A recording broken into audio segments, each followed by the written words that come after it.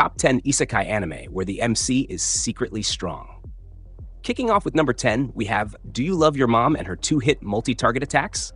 Look, I'll be real with you. This anime is absolutely unhinged in the best possible way. Picture this.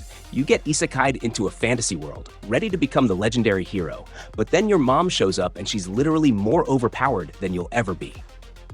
Masato thinks he's hot stuff until his mother Mamako starts obliterating entire armies with her dual-wielding swords while giving motherly advice.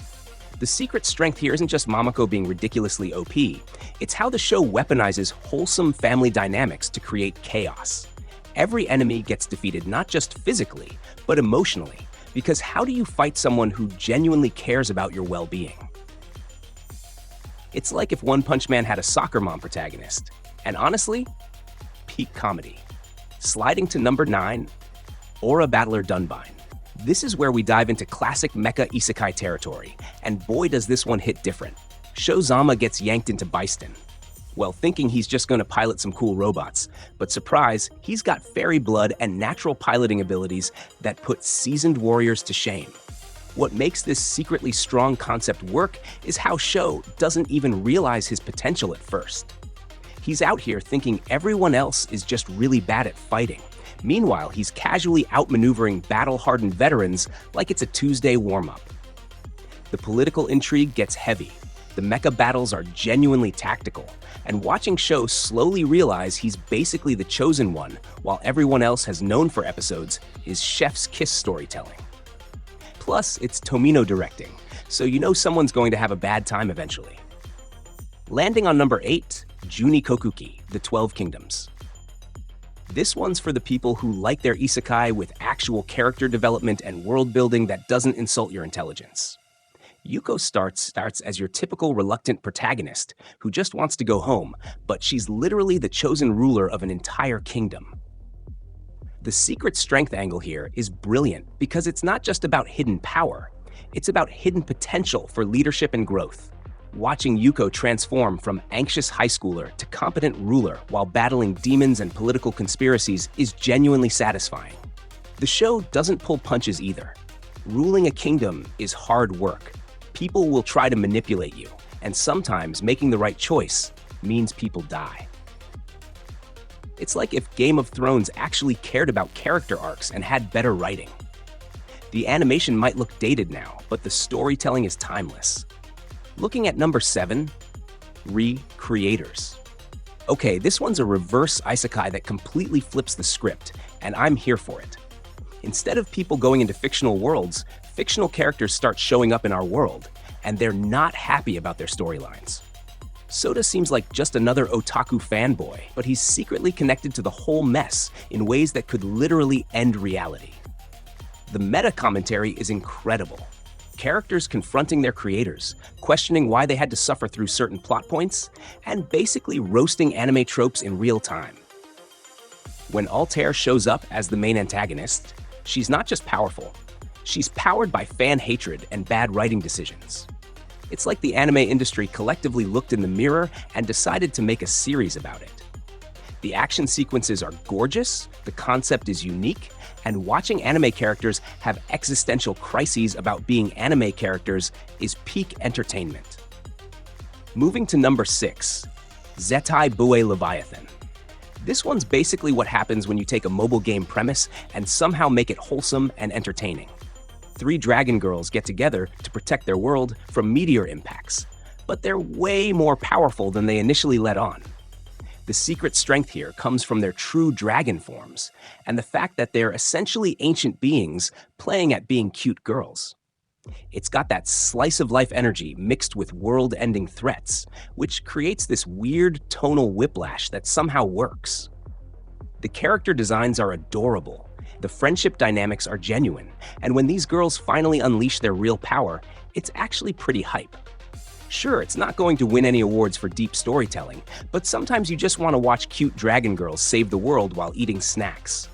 Hitting number 5, The Eighth Son? Are you kidding me? This title perfectly captures the protagonist's energy, and honestly, it's a mood.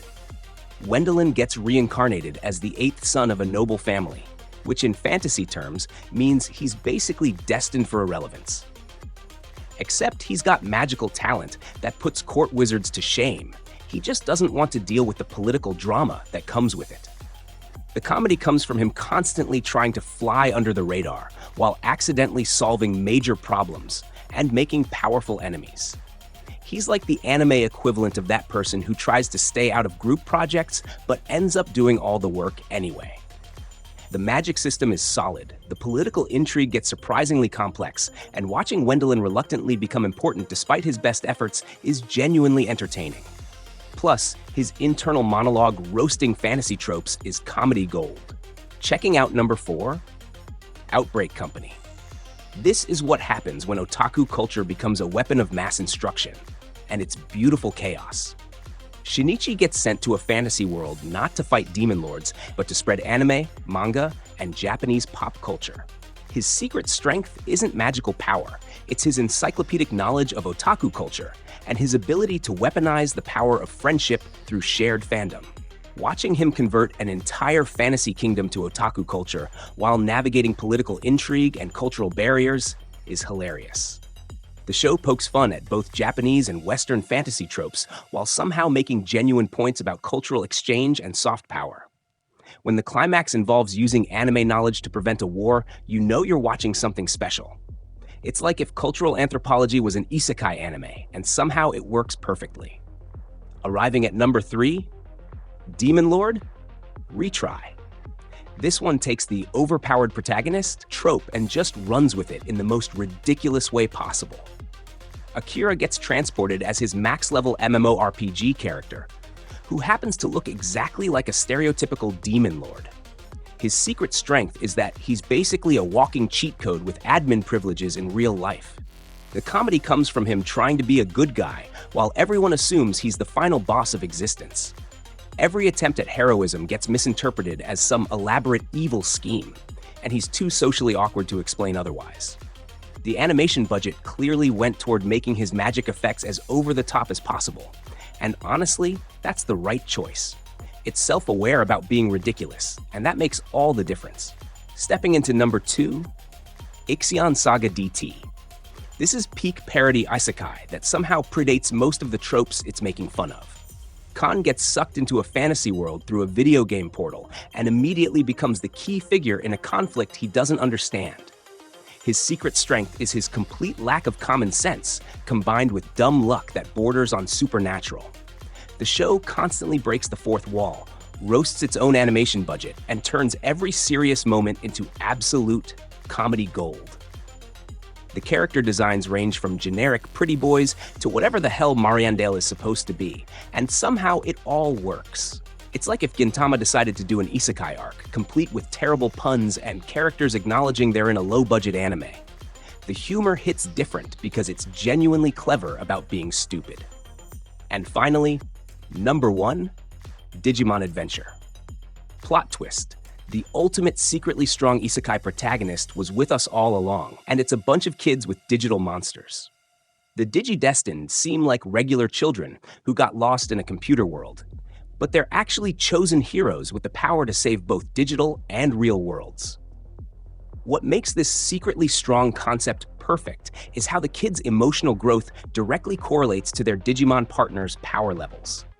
Tai isn't just a goggle-wearing protagonist. He's a leader whose courage literally makes Agumon transform into a walking nuclear weapon. The show disguised genuine character development and complex themes about growing up as a monster-collecting adventure, and it worked so well that people are still arguing about whether the dub or sub is better decades later. The stakes escalate from let's find a way home to prevent the apocalypse in both worlds. And somehow 8 kids with attitude problems are the only ones who can handle it. These isekai protagonists prove that the best power is the one nobody sees coming. Which secretly strong MC would you want on your side? Drop your favorites in the comments. Smash that like button if this list didn't disappoint, and subscribe for more anime content that'll make you question your taste.